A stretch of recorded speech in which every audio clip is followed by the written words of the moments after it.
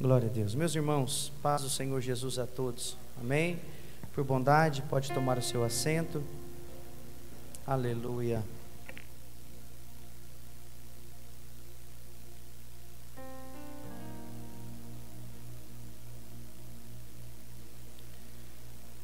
Por bondade e misericórdia de Deus, chegamos ao último capítulo da série Família Blindada.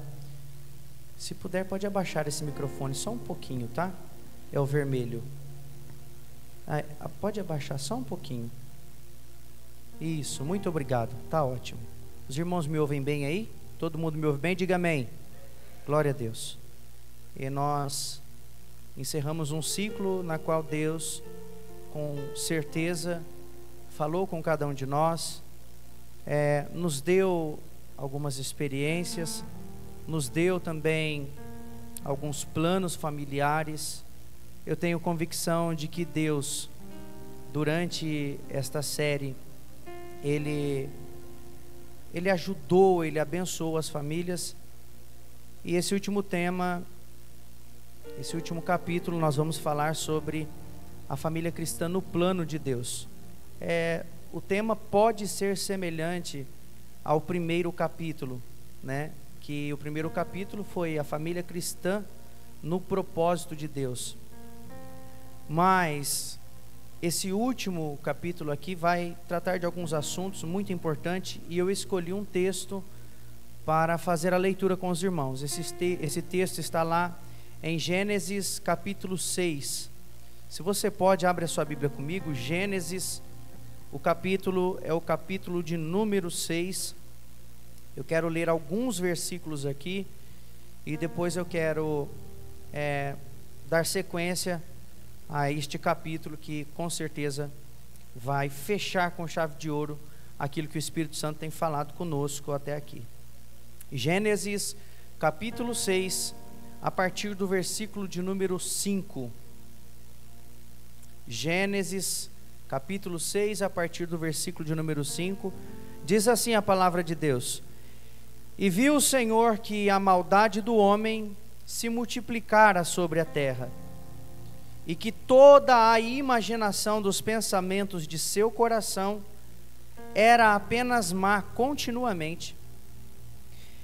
Então arrependeu-se o Senhor de haver feito o homem sobre a terra, e pesou-lhe em seu coração. E disse o Senhor: Destruirei o homem que criei de sobre a face da terra, desde o homem até o animal, até ao réptil, até a ave dos céus, porque me arrependo de os haver feito.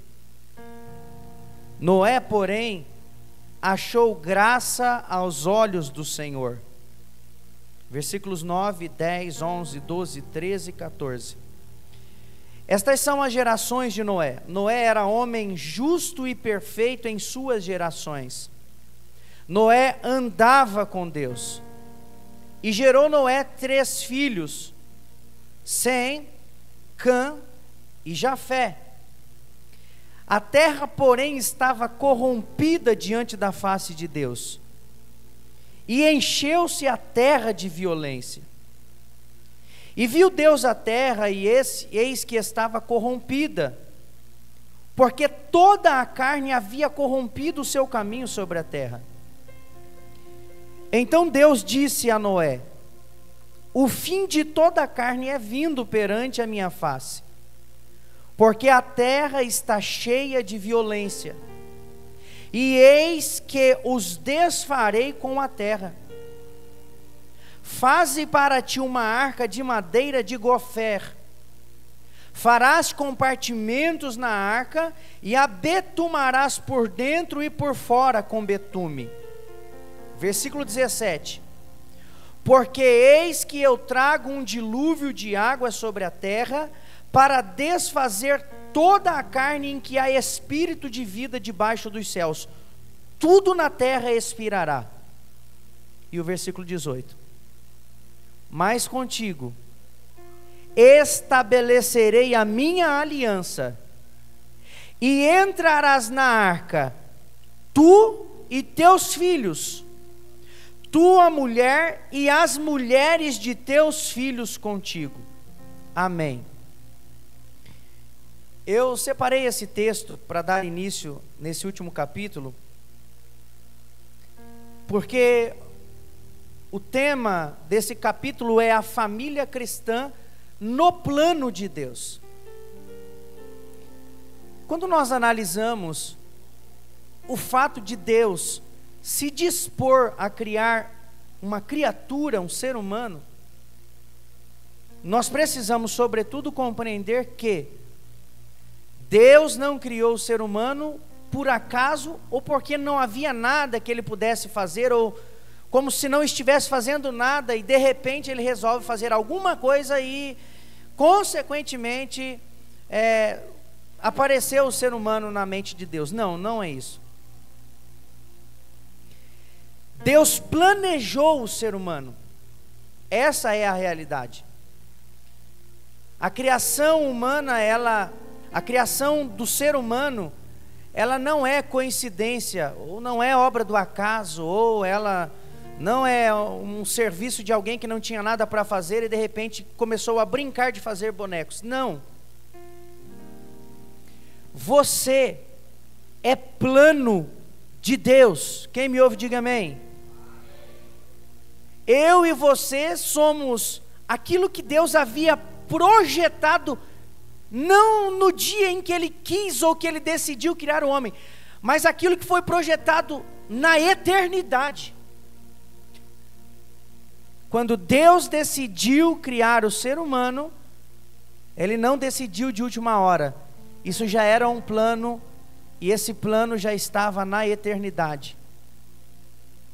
Isso quer dizer que houve um desejo em colocar em prática esse plano para criar a criatura, o ser humano. Mas a verdade, irmãos, é que quando Deus cria o homem, a vontade de Deus é boa, perfeita e agradável. E Ele cria Adão, e de Adão Ele cria a Eva. Nós já falamos disso lá no primeiro episódio, no primeiro capítulo. E a vontade de Deus, irmãos, era que tudo continuasse perfeitamente em harmonia como Ele gerou e criou e os colocou no jardim, no Éden. Quantos compreendem? Diga amém. Só que Deus, Ele instituiu no ser humano instintos, desejos. Deus, Ele constituiu, juntamente com essa matéria, os pensamentos, a curiosidade. Deus, Ele constituiu dentro do primeiro ser humano, assim como em nós também, o desejo de conhecer mais, de fazer mais, de conhecer o desconhecido e até mesmo de querer ir além daquilo que Deus estipulou para o ser humano. E foi exatamente isso que aconteceu no jardim lá no Éden. Deus fez tudo perfeito, irmão André. Tudo perfeito. Não havia falha alguma. Não houve uma falha na Matrix. Não houve um equívoco. Deus não se esqueceu de algum detalhe. Sabe, irmã Kelly? Deus não se esqueceu de nenhum detalhe. Lembre-se disso. Deus não se esqueceu de nenhum detalhe. E é por isso que, quando Ele coloca o ser humano no jardim, depois de haver criado tudo, e lendo o livro de Gênesis, você percebe que, e viu Deus que tudo quanto fizera era bom. Tudo que Deus criou, gerou, projetou, planejou, Gabi, é bom, foi bom, continua sendo bom. Até tem um hino que os assembleanos cantam, né? Ele continua sendo bom, né? Mas qual é o problema da história da humanidade? O problema da história da humanidade é a humanidade. E parece um paradoxo, porque ao passo em que o que Deus cria é bom, na medida em que nós cremos que o que Deus faz é bom, nós chegamos à conclusão de que aquilo que Deus criou, por suas próprias concupiscências, seus desejos, as suas faltas de limite, a sua falta de planejamento, ao mesmo tempo em que nós vemos que a criatura é um corpo, um ser complexo demais, ao ponto de de não termos completamente conhecimento de tudo, com relação ao ser humano, à mente, ao intelecto. Nós chegamos à conclusão de que Deus, mesmo sendo bom, criando tudo bom, perfeito e agradável, Ele ainda permitiu que você pudesse fazer as suas escolhas. Porque não faria sentido algum, irmão, se Deus criasse eu e você e nós não pudéssemos decidir alguma coisa. O que comermos, o que vestirmos, o que fazermos, se queremos fazer, se não queremos fazer. E o maior perigo da humanidade é justamente as decisões. São as decisões que mudam a nossa história, a nossa rotina, o nosso cotidiano, os nossos relacionamentos. Eu vou lhe fazer uma pergunta. Imagina comigo essa cena. A Eva está lá no jardim, no Éden, tudo do bom e do melhor para ela comer, picanha, filé mignon. É claro que só estou conjecturando, né? Não havia nenhum tipo de fruta ali que desse algum problema estomacal e por aí vai. Não havia falta de nada, irmão, absolutamente nada. Mas daí a Eva, ela de repente está passeando no jardim e ela fica um tempo vagueando ali e ela encontra uma serpente. E a desgramada fala: imagina, irmão, eu não sei se eu me deparasse com uma serpente e ela falasse uma palavra, eu ia correr daquele lugar, porque Deus nos livre e guarde. Eu ia ficar aterrorizado com aquilo, irmã Carmen. Imagina, você está ali, de repente a cobra começou a falar, a serpente começou a falar. Eu saía correndo. Aí é que eu chego à conclusão que as mulheres são corajosas, isso sim. É ou não é, mulheres, irmãs? Eu acredito que as mulheres são muito corajosas. Porque se fosse alguns homens lá, pastor Onivaldo, se não todos, na hora que aquela cobra abrisse a boca, pastor Claudinei, e soltasse a primeira palavra, perna para quem tem, meu amigo. Um abraço para o gaiteiro. Eu estou vazando fora. Eu ia para o lugar onde Deus me encontrava e falava: Senhor, tem alguma coisa errada no jardim. Tem uma cobra ali que está falando, um réptil ali, uma serpente, e eu não concordo com aquilo. Mas tudo bem. Alguns vão dizer que se Eva não se assustou com aquilo, possivelmente era algo que de fato poderia acontecer e, enfim. A verdade, irmãos, responda essa pergunta: a serpente obrigou Eva a comer o fruto? A serpente obrigou Eva a comer o fruto? Mais uma vez, a serpente obrigou Eva a comer o fruto? O que é que a serpente fez então? Convenceu, irmão. A serpente convenceu Eva de que tudo que Deus fez não era o suficiente para a vida do ser humano. Quantos estão compreendendo? Diga amém. De alguma maneira, Léo, o réptil conseguiu convencer um ser humano dotado. E eu sei, irmãos, se nós formos entrar na área espiritual, sabemos a simbologia daquele réptil. Mas, irmão, a criatura, ela é superior às forças da maldade. Sabia disso? Você sabia disso? Você é superior ao seu arqui-inimigo, ao inimigo das nossas almas. Você vai muito além do que ele pode ir. Mas a serpente conseguiu convencer a Eva, irmão. Oh, meu Deus. Ao ponto em que parece que as mulheres são corajosas, em contrapartida, sem generalizar, a impressão que tenho é que elas se comovem muito fácil com algumas palavras que são ditas. E é verdade.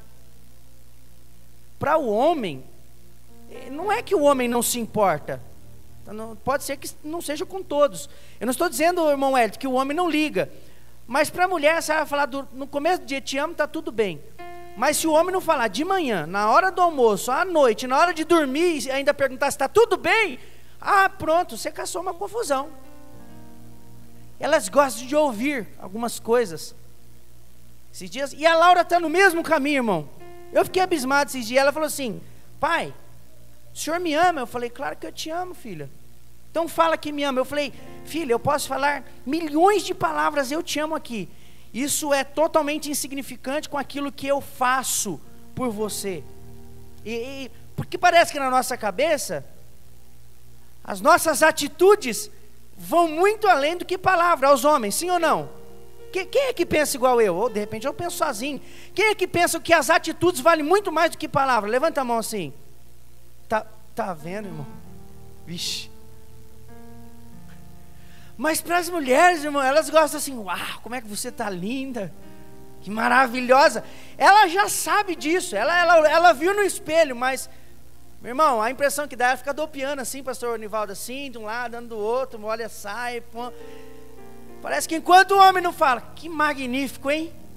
Ela não quer, irmão. É assim. Mas o ser humano, com toda sabedoria, com todo conhecimento, provindo de dentro de Deus e fazendo parte do plano de Deus, pastor Moisés, ainda assim aceitou uma proposta. E quando Eva, ela aceita a proposta através desse convencimento, logo, ela tomou uma decisão, e essa decisão trouxe à humanidade muitos malefícios, muitas dores, muito sofrimento, corrupção. Essa atitude, é lógico que depois Adão também, né? Meu Deus do céu, por que misericórdia, quando chegava a falar, Adão, pelo amor de Deus, por que, meu filho? Por que você fez isso? Mas a quebra dessa aliança trouxe problemas para o planeta, para aquilo que Deus criou. As dores agora afligem os homens. Os homens agora tomam dia após dia decisões equivocadas, porque antes dessa decisão, Jackson, nenhum deles havia tomado uma decisão contraditória aos planos de Deus.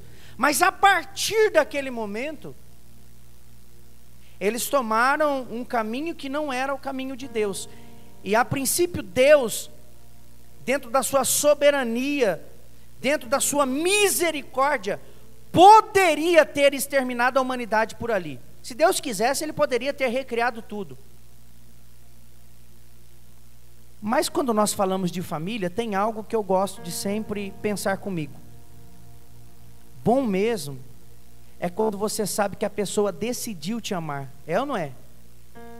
Bom mesmo é quando você tem convicção de que a sua esposa, seu esposo, seus filhos, os seus pais, eles não apenas são eles não são, melhor dizendo, obrigados a ter você, mas eles amam você.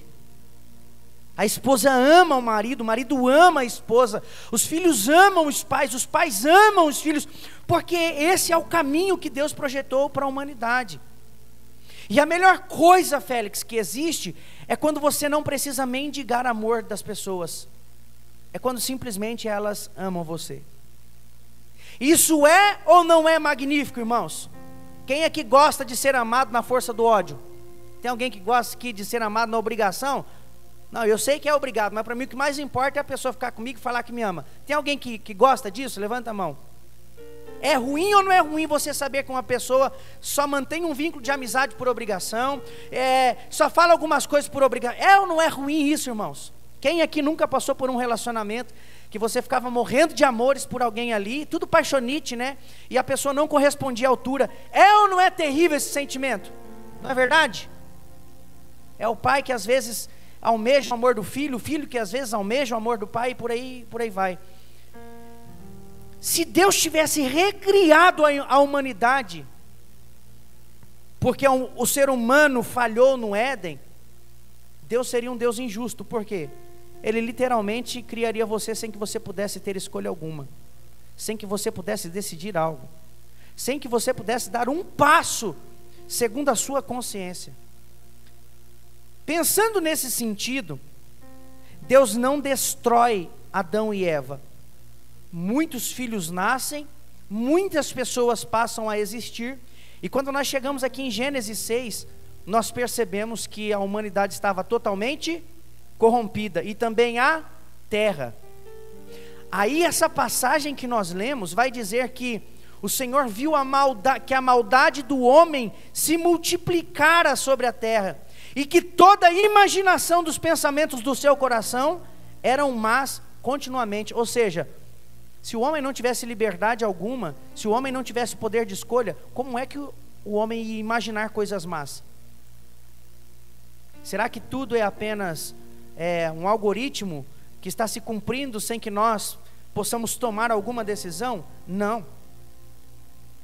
Quem aqui veio para a igreja na marra hoje, levanta a mão assim, você que não queria vir, mas alguém, uma voz misteriosa, ou algum espírito te pegou pela mão e saiu te arrastando pelas ruas de Baiti. Tem alguém aqui que chegou aqui desse jeito? Você precisou tomar uma decisão, uma escolha. Já vamos entrar aqui, tá, irmãos? Quando Deus percebe que a humanidade está corrompida, a Bíblia traz uma característica e vai falar de um sentimento, que é o sentimento de arrependimento. O que é o sentimento de arrependimento? É o sentimento da pessoa que chega à conclusão de que fez, projetou ou realizou alguma coisa que não calhou bem, que não deu certo, que traz malefícios, que não traz o resultado esperado. Essas são umas das definições para arrependimento. E o sentimento que essa pessoa sente é: eu não deveria ter feito aquilo, eu poderia ter evitado aquilo, eu me arrependi de haver feito. Quando você fala alguma coisa para alguém, depois você chega em casa e fala: puxa, por que falei? Quando você faz alguma coisa e daí você chega no teu quarto, fecha os teus olhos, e aí o teu consciente começa a trazer situações e ocasiões que vão ocorrer a partir daquilo que você fez, e aí você se arrepende, e logo a sua mente diz para você, e o seu coração: por que é que eu fiz isso? Por que que eu fui lá? Por que que eu falei aquilo? E você se arrepende. Mas quando nós olhamos para Deus, nós precisamos entender essa atribuição a Deus. Porque Deus, presta atenção aqui, irmãos, Ele não se arrepende como o homem se arrepende. Porque se Deus se arrependesse como o homem se arrepende, Deus nem teria falado nada. Deus simplesmente teria exterminado a face da terra, ou dentro da sua presciência, Ele nem teria formado o homem, criado o homem. Quem concorda com isso, diga amém. Quando Deus, Ele vai dizer que quer destruir a terra, porque se arrependeu de haver feito o homem, o nome dessa atribuição é antropomorfismo. Diga assim: antropomorfismo. É difícil, né? Se falar duas vezes vira até língua estranha, se não tomar cuidado. O que é o antropomorfismo? É a característica do sentimento de um ser humano atribuída a um Deus.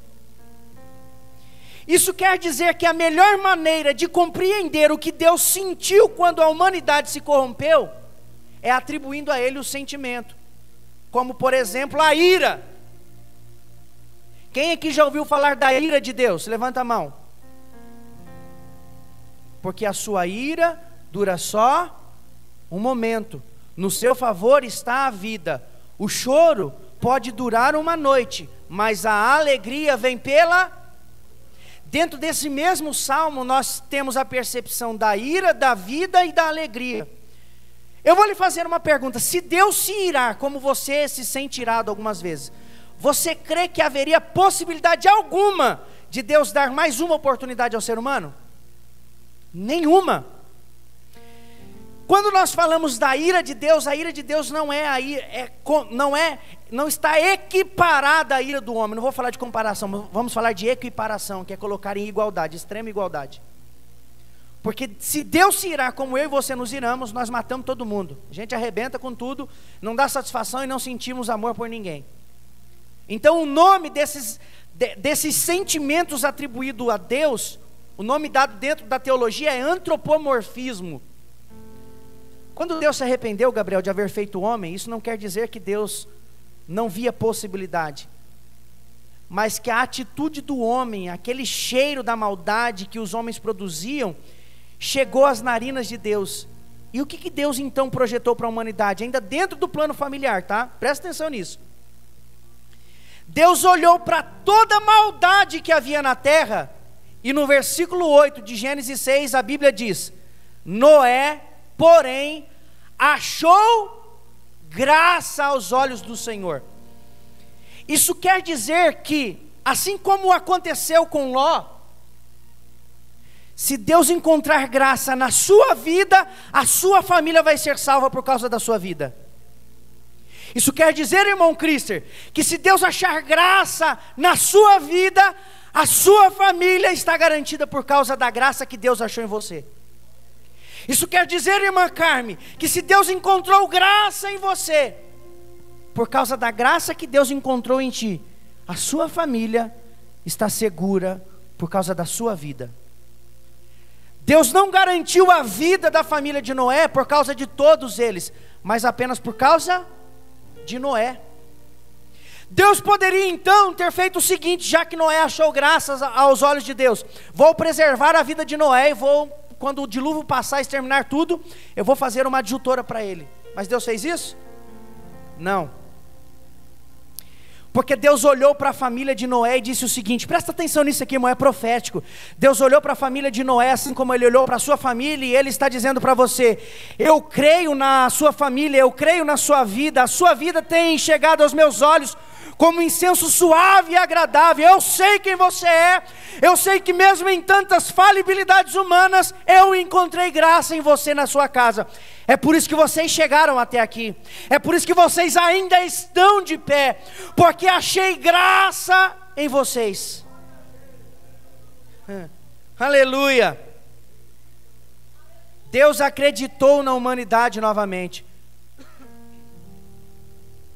Deus olhou para Noé e disse: construa uma arca, porque eu vou destruir o homem que criei, vou destruir a terra. Noé constrói a arca, e agora eu começo a entrar no plano, a família cristã no plano de Deus. Se você continuar lendo os textos aqui, você vai perceber, claro que muita coisa está bastante incutida, mas você pode pressupor sem problema algum, que quando Deus escolhe Noé, consequentemente a família de Noé vai estar segura, porque ele é um homem bom. Depois que o dilúvio acaba, como que a história da humanidade segue? Deus não precisa formar outra família, Deus não precisa fazer com que apareça outros povos. Noé, juntamente com a sua esposa, seus 3 filhos, suas 3 noras, vão dar continuidade naquilo que Deus tem como plano para a família cristã. Se nós pararmos um pouquinho, irmãos, para analisar que sentido faz a constituição familiar. Se pergunta, irmão, será que a constituição familiar que começa no relacionamento entre um homem e uma mulher, será que é apenas para satisfazer os desejos fisiológicos do homem e da mulher? Será, irmãos, que Deus projetou tudo isso de forma tão complexa apenas para que haja a satisfação de um homem e de uma mulher? Será que foi isso que aconteceu? Não, meus irmãos. O projeto de Deus vai muito além de satisfazer os desejos dos homens, os desejos da carne. O plano de Deus, irmã Fran, vai muito além daquilo que imaginamos. Deus não fez com que o Jean aparecesse na tua frente de repente, ou você se apresentasse ao Jean, ou vice-versa. Não, a família de vocês já estava na eternidade, Deus já enxergou vocês. Nós precisamos entender isso, irmãos. Não foi obra do acaso. Eu não consigo acreditar que o acaso me apresentou para minha esposa e hoje nós somos uma família que servimos a Deus, e por bondade e misericórdia eu sou ministro dessa série falando do plano de Deus, ou a família cristã no plano de Deus. Eu não consigo acreditar, Gabriel, que isso é obra do acaso. Eu só consigo ver uma coisa, imaginando aqui, conjecturando o caderno da eternidade de Deus escrito, a história das famílias da Igreja Evangélica Assembleia de Deus, do campo eclesiástico de Baiti. E eu fico imaginando o restante dessa história, famílias que buscam a Deus, que servem a Deus, que zelam pelos propósitos de Deus, que compreendem o projeto de Deus, que estão aprendendo no século 21, no dia 30 de novembro de 2023, o plano de Deus com a família cristã. Eu consigo imaginar na eternidade de Deus o findar de todas as coisas, e eu e a sua família no céu de glória, regozijando-nos com Deus, dizendo: valeu a pena permanecer no plano, no projeto e no propósito de Deus. Oh glória! Aleluia!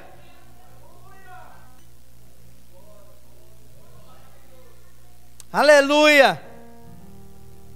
Eu não posso, irmão, acreditar que é obra do acaso.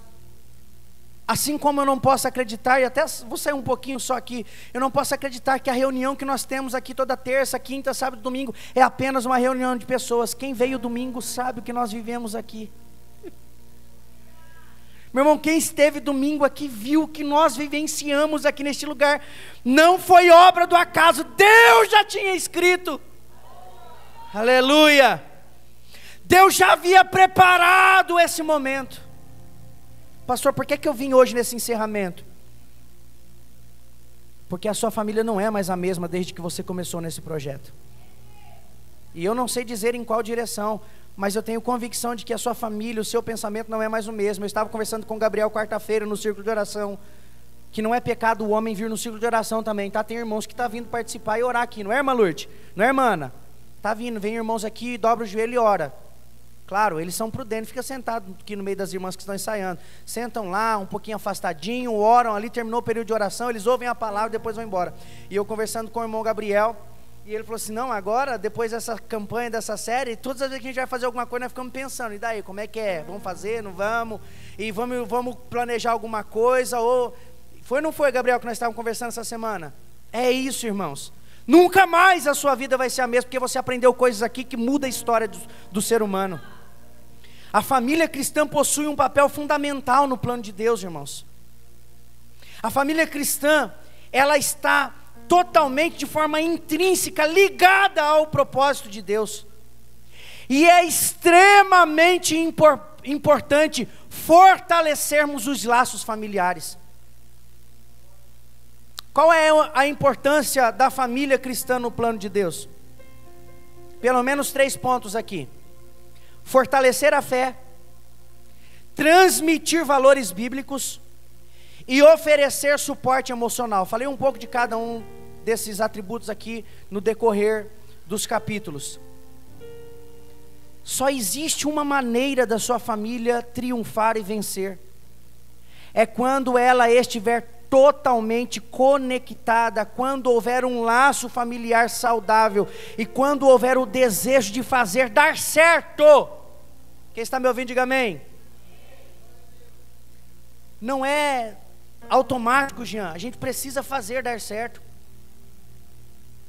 O relacionamento familiar, meus irmãos, mesmo quando nós falamos do plano de Deus, ele não é automático, porque se fosse automático, aí, meus irmãos, nós não precisaríamos nos importar com nada. Tudo já iria acontecer. Quem está me compreendendo, diga amém. Um outro ponto importante é que alguém falou assim, eu tenho o áudio aqui, eu poderia, irmãos, colocar o áudio aqui para vocês ouvirem. Alguém falando assim, pastor, eu tenho percebido que a igreja está diferente, a igreja está crescendo, parece que o povo está congregando mais. Eu falei, glória a Deus por isso.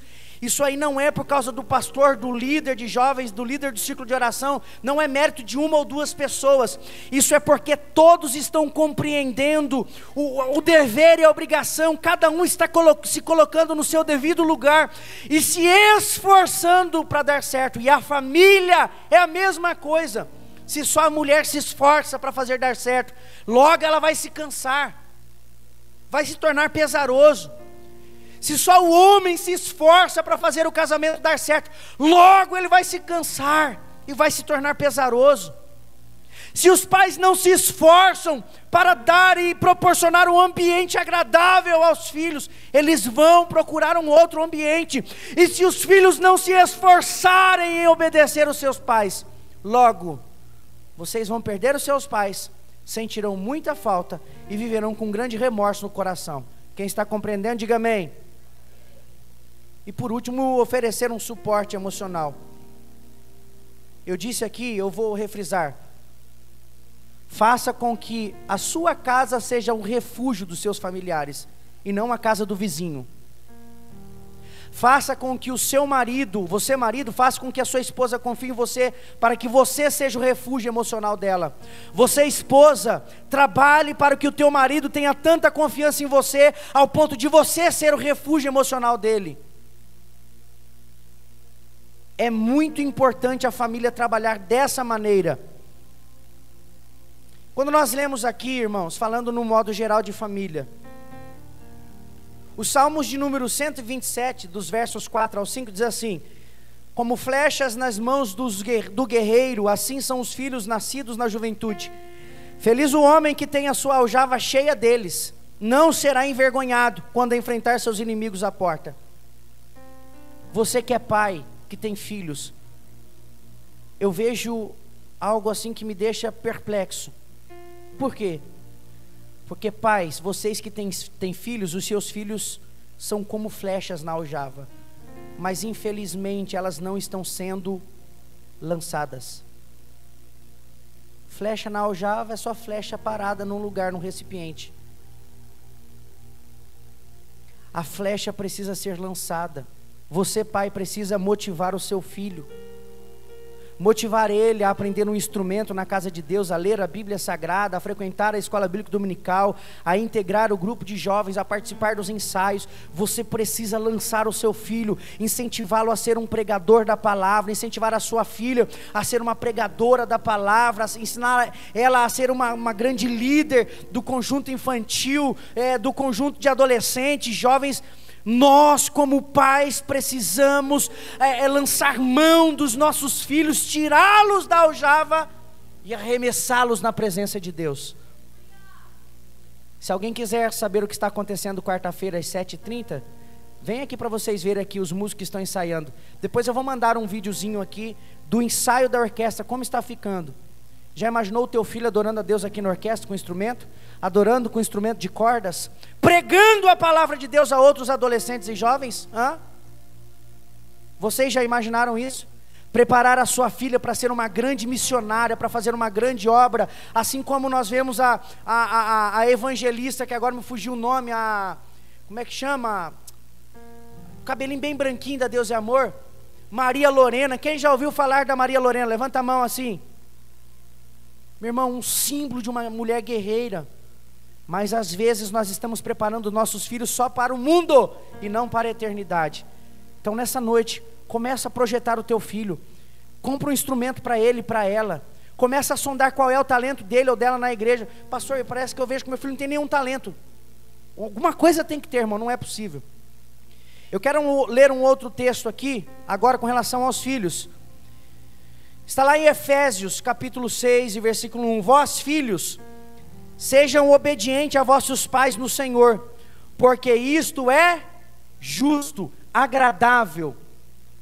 O filho que não obedece aos pais, infelizmente, terá um futuro deplorável.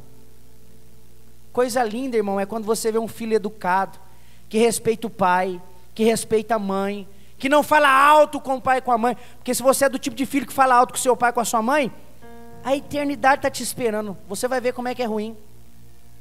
Se você ignora os teus pais, está com a boquinha lá, as palavras prontas para responder isso, e põe isso para fora, cuidado.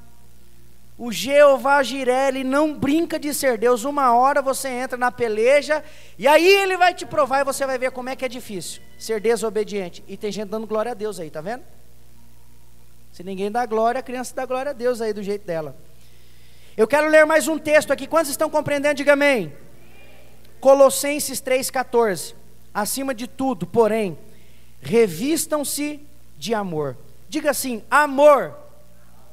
Quando nós lemos as epístolas paulinas, nós vamos perceber que Paulo fala muito sobre o amor. E um dos motivos das famílias não darem certo, eu falo no modo geral, não estou falando de casamento só, estou falando da família no modo geral. Sabe o que é, irmão? Eu já falei isso, se alguém pegou vai se lembrar. A dureza de coração. O problema dos relacionamentos no modo geral não é que não era para dar certo, mas é a dureza de coração. Sabia disso? E a dureza de coração, ela está atrelada ao sentimento de superioridade. Ela está atrelada ao sentimento de infalibilidade. Quem está me ouvindo, diga aleluia. A dureza de coração, esse sentimento, está totalmente atrelado à prepotência. Sabe por que não tem? Presta atenção aqui, irmão. Sabe por que não há mais perdão dentro das famílias? Não é porque é só um que é ruim, é porque a dureza de coração está em algum lugar ali. E isso é terrível, irmão. Se tem uma coisa que eu fico me perguntando, por que é tão, as pessoas acham mais fácil manter o rancor dentro do coração do que liberar o perdão? Não consigo entender, irmãos. E um dos motivos mais críticos do porquê as famílias não dão certo, no modo geral, sabe o que é? O coração quebrantado, o coração preparado a perdoar, a boca preparada a lançar palavras que trarão crescimento. Sabe o que falta para a família cristã permanecer no plano de Deus? Quebrantamento, vontade de fazer dar certo. Eu sei que não foi do jeito que eu queria, mas quer saber, eu vou resolver essa situação. Irmão, quantas vezes eu percebo que falho aí, e antes mesmo de eu chegar a falar alguma coisa para minha esposa, ela vem, ela conserta, tá tudo bem, ela dá um sorriso. Eu também faço isso, irmãos. Mas tem pessoas que parece que não tem jeito. Não, se quiser vai ser assim, é desse jeito, que eu não vou falar, que eu não vou fazer. Fica aí então com o teu coraçãozinho amargurado, a tua família sendo destruída pelo inimigo das nossas almas, e consequentemente todos saindo do plano de Deus, só porque você não quer dar o braço a torcer. É verdade ou é mentira isso que eu estou falando aqui, irmãos? E isso não está apenas... Quando as famílias começarem a se amar de verdade, a igreja vai começar a se amar. E quando eu falo igreja, eu falo desse corpo de pessoas. Porque a igreja, ela é formada pelo grupo de famílias. Mas se as famílias não conseguem se perdoar, como é que a igreja vai se amar?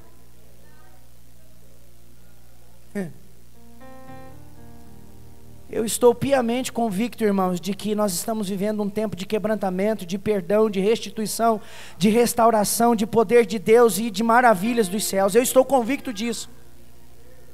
Porque a minha parte como ministro, estou buscando fazer com a minha família, estou buscando apresentar aos irmãos, a fim de que não apenas um, mas todos estejam no mesmo propósito. Como que nós vamos cultivar um ambiente de amor e de Deus no lar? Simples, irmãos. Olha que interessante isso daqui. Abra sua Bíblia comigo. Eu vou ler além do versículo 24. Abra sua Bíblia comigo. Primeiro aos Coríntios.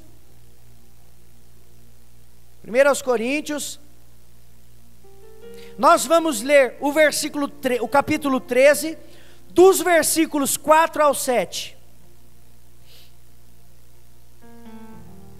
Melhor, vamos ler do versículo 1, tá? Pode pôr no 1 aí, vamos fazer a leitura completa? Olha o que diz a palavra de Deus. Se você quer cultivar um ambiente de amor, na presença de Deus dentro da sua casa, você precisa compreender isso daqui.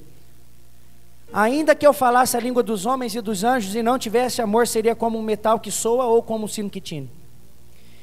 E ainda que tivesse o dom de profecia e conhecesse todos os mistérios e todo o conhecimento, e ainda que tivesse toda a fé, de maneira tal que transportasse os montes, e não tivesse amor, nada seria.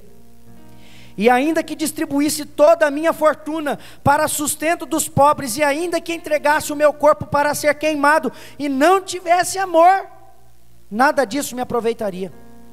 Por quê?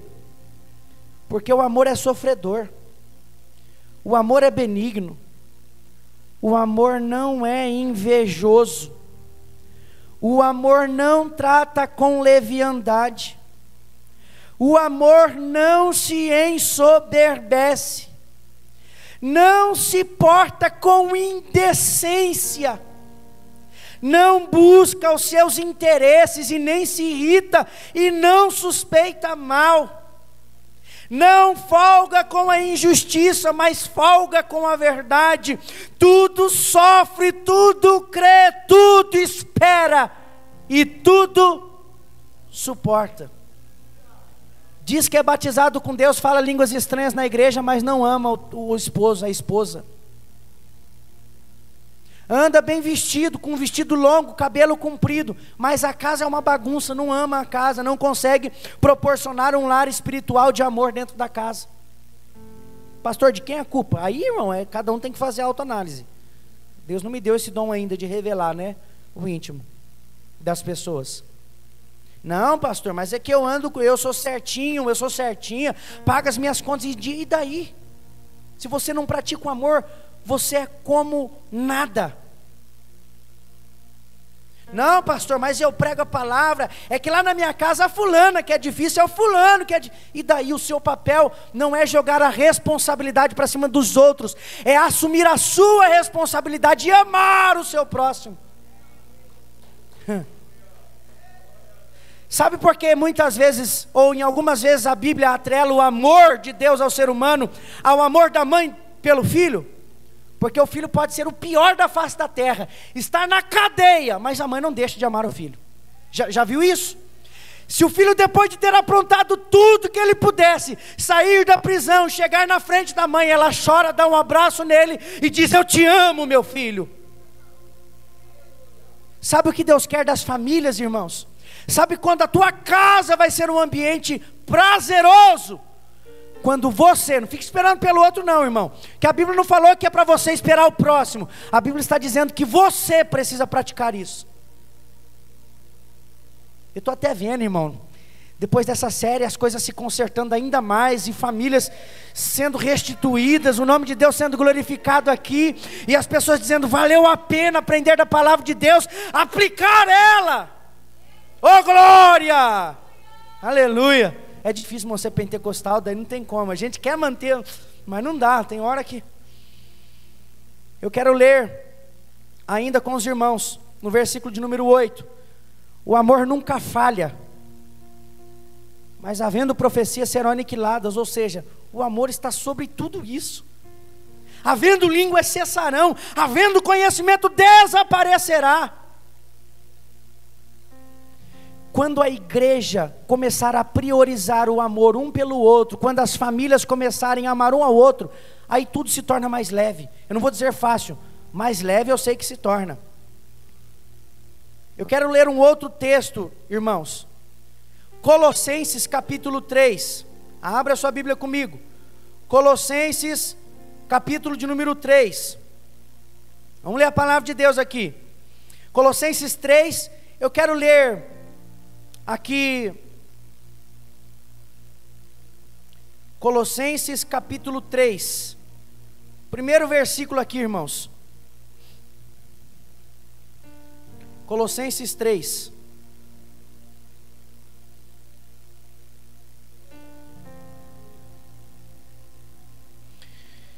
Versículo 7, diz assim, Colossenses 3, versículo 7.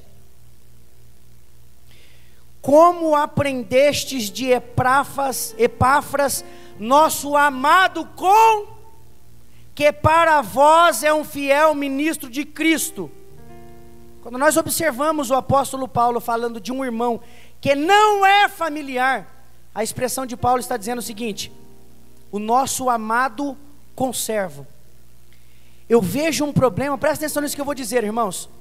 Eu vejo um problema muito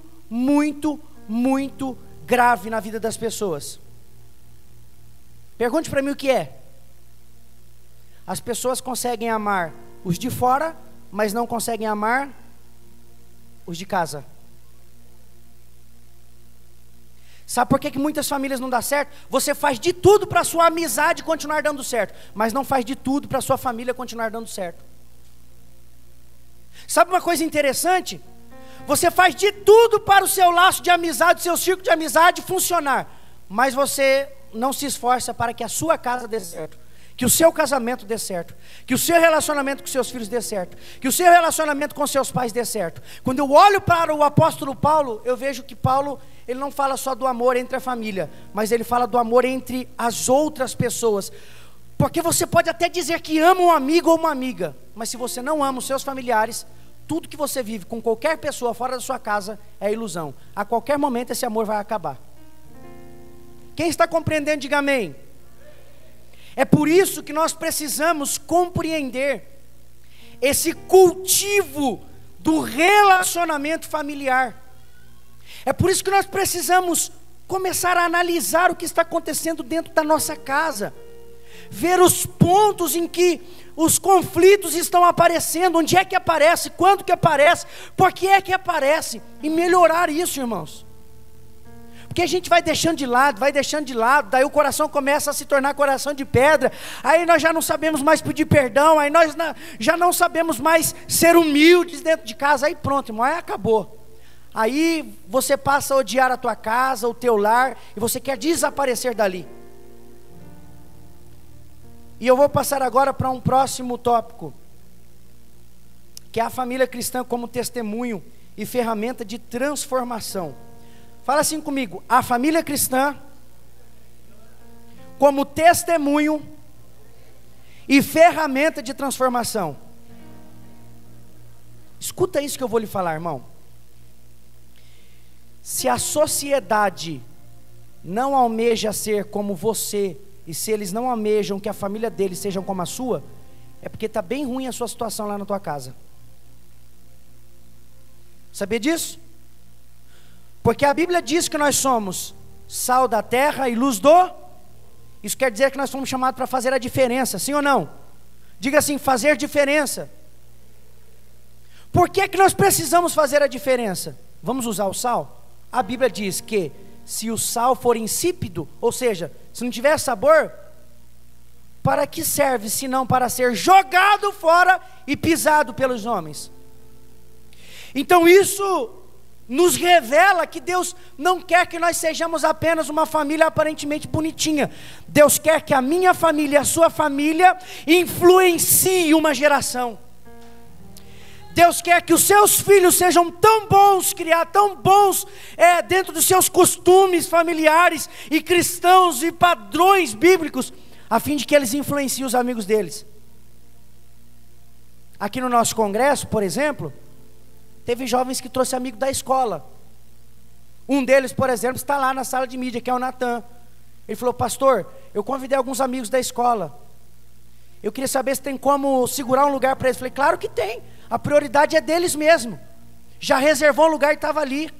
Outro dia eu vou falar de dentro da minha casa, e não estou falando isso com forma de engrandecimento, não, irmãos, longe de mim.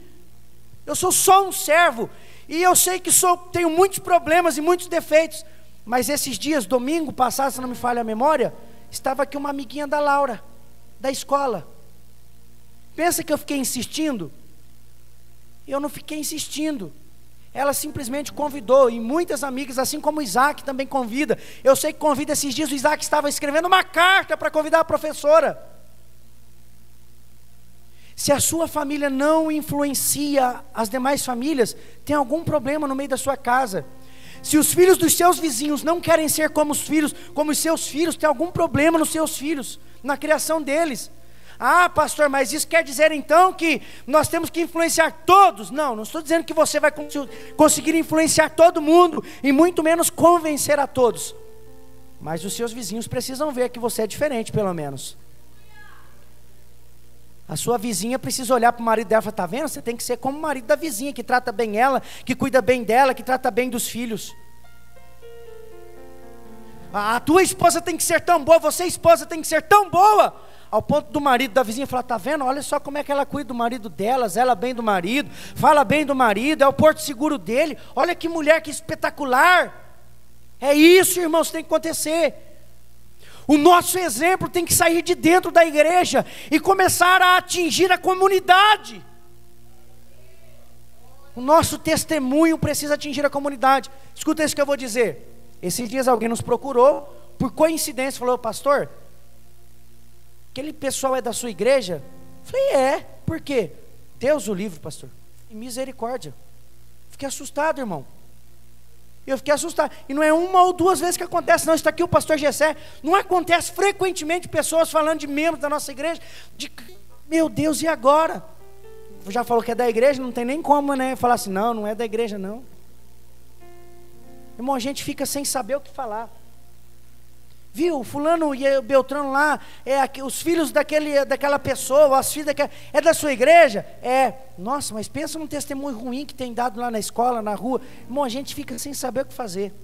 A vontade de falar é assim, é que é crente ruim, tudo rebelde. A vontade de falar, né, irmão Cristo? Não, isso é tudo crente ruim, os bons não faz isso. Os crentes bons não faz isso. Irmão, a sociedade, ao invés de olhar para a família cristã e ver um bom testemunho, está vendo um mau testemunho. Você pensa que os teus vizinhos não escutam? Eu estou falando teus aqui como força de expressão, tá? Você pensa que os vizinhos não escutam quando você fala mal da tua mulher, você briga com ela, ou você fica berrando lá na tua casa, xingando os teus filhos e falando mal do teu marido? Os teus vizinhos estão ouvindo tudo isso e você está sendo um péssimo exemplo. Vamos resolver as coisas de maneira coerente, com paciência, porque na ira você não resolve nada, você só piora. No pico de ansiedade você não resolve nada, você só piora as coisas. Calma, olha para o plano de Deus dentro da sua casa, da sua família, na sua vida. Não permita que as circunstâncias adversas venham atrapalhar o crescimento espiritual na tua vida e na tua casa. Vigia um pouco, toma um pouquinho de cuidado. Estou quase encerrando, irmãos. O testemunho familiar precisa ser uma ferramenta. Quem está compreendendo, diga amém. Fique em pé aí, irmão. O testemunho familiar precisa ser uma ferramenta. Eu vou convidar as famílias, todas as famílias, vem aqui para frente. Todas, você esposa, abraça sua esposa. Todos aqui, irmão, vem para frente aqui, ó. Você esposo, filhos, vem para frente aqui. Nós vamos fazer algo diferente neste último dia. Todas as famílias, vem aqui. Você que a tua esposa está aqui, abraça ela. Já vou concluir esse tópico aqui. Vem cá, abraça a tua esposa. Se ainda não tem filho, ó, isso aqui é profético que eu vou falar. Se ainda não tem filho, abraça a tua esposa. Não vou pedir para pôr a mão na barriga, não. Abraça a tua esposa e ora vocês dois para que Deus realize um sonho familiar. Vem aqui para frente. Cadê as famílias? Vem as famílias.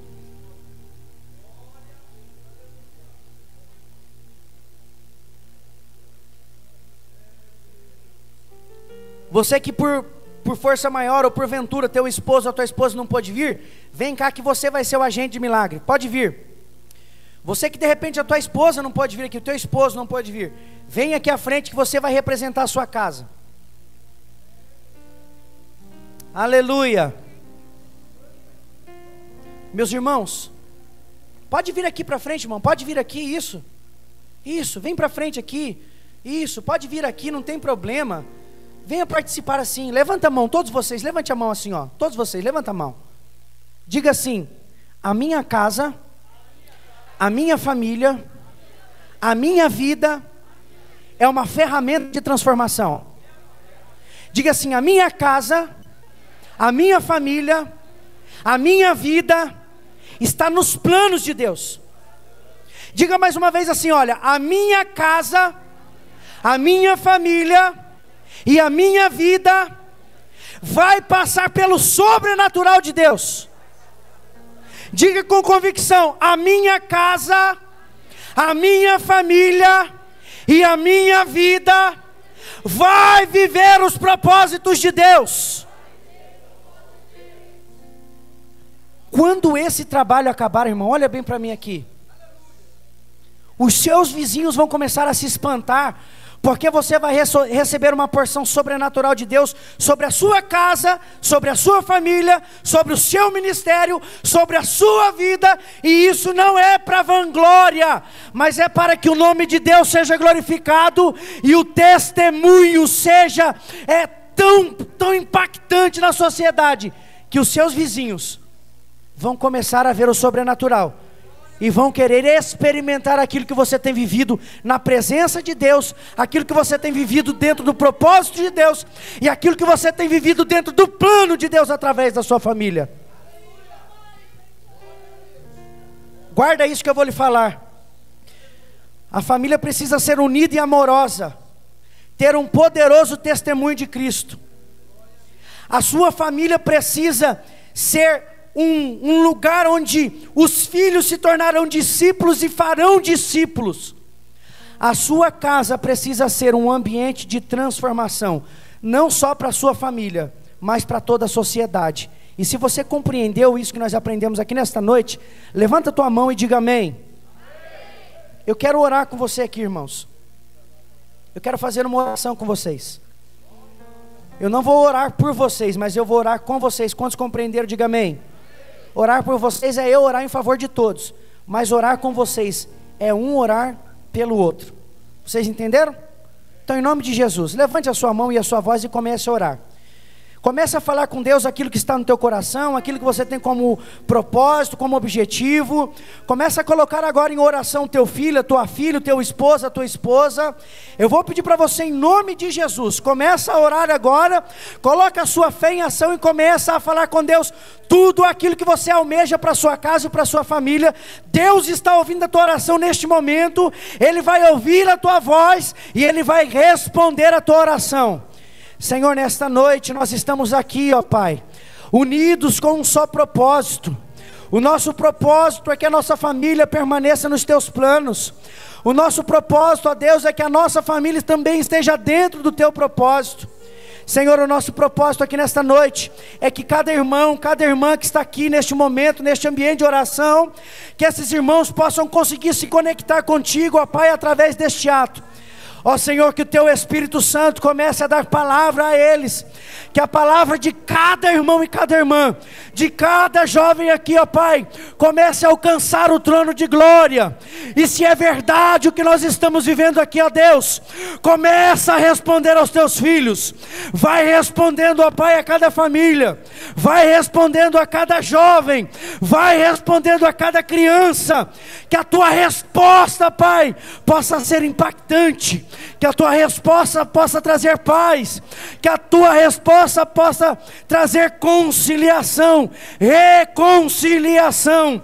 Ó Deus, eu oro pedindo, muda a história dessa igreja, muda a história dessas famílias, muda a história desses jovens, muda a história dessas crianças, muda o ambiente, ó Pai, da casa de cada um, que o Teu Espírito Santo possa nos direcionar, ó Deus. Eu oro agora repreendendo todo laço do diabo, cai por terra, toda potestade cai por terra em nome de Jesus. Toda armadilha preparada pelo diabo para destruir as famílias, eu repreendo no nome de Jesus. Eu profetizo que essas crianças vão crescer na Tua presença. Eu profetizo a Deus que essas crianças vão crescer debaixo da Tua graça. Eu profetizo a Deus querido, que as famílias desta igreja vão crescer na graça, no conhecimento. Meu Deus, eu pego, ó Pai, com convicção, eu oro com a minha fé em ação. Toma, Pai, cada vida que está aqui, dê sonhos, revelações, que o Senhor possa, ó Pai, falar no profundo, no íntimo de cada pessoa que está aqui. Que haja profecia, que haja língua estranha, que haja batismo com o Espírito Santo, sobretudo, que haja amor em cada um de nós, que o amor reine nos nossos corações, que o amor possa superabundar nas nossas casas. Meu Deus, em Teu nome eu oro, em Teu nome eu peço, em Teu nome essas pessoas que estão aqui, elevaram a Ti em oração, e eu concluo dizendo, ó Pai, a nossa família é Tua, a nossa família está viva para Te servir, a nossa família ainda existe, para a glória do Teu nome. Então usa-nos, nós estamos aqui, ó Pai, sedentos, para sermos instrumentos, para que a nossa família seja um instrumento de evangelização, um instrumento de cura, um instrumento de prosperidade, um instrumento para a transformação da sociedade. Senhor, se eu posso pedir algo ousado, que a partir de hoje, ó Pai, essa igreja sofra um impacto de glória, ainda maior do que já tem sofrido, que essa igreja continue crescendo na graça e no conhecimento, e que este povo esteja firmado na rocha que é Cristo. Nos ensina a amar a Tua palavra, nos ensina a permanecer nos Teus caminhos, e guarda a nossa alma.